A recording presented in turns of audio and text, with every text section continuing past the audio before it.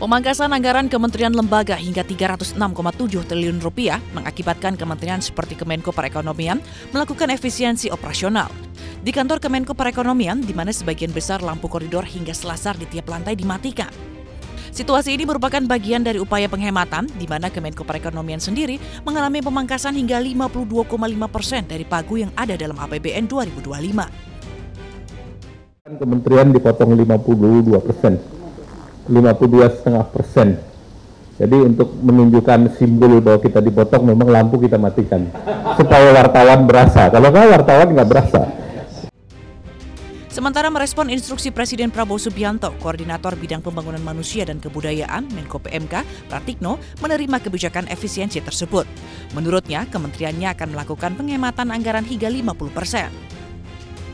Uang itu adalah uangnya rakyat, harus kembali sepenuhnya kepada rakyat. Oleh karena itu, efisiensi dalam biaya operasional, ya kreativitas untuk melaksanakan pekerjaan secara smart, ya secara cerdas. Oleh karena itu, PMK mendefinisikan diri menjadi smart ministry. Kita produktif, ya melayani masyarakat secara maksimal, mencapai KPI yang tinggi, tapi dengan cara yang smart. Cara smart itu adalah cara cerdas. Gubernur Lembaga Ketahanan Nasional atau Lemhanas, Aceh Hasan Syadzili, mengungkapkan instansinya terkena efisiensi anggaran sebesar Rp67 miliar dari total anggaran Rp187 miliar.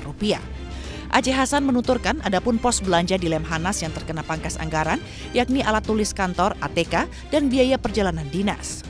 Menjadi item dari efisiensi itu pertama ATK, ya.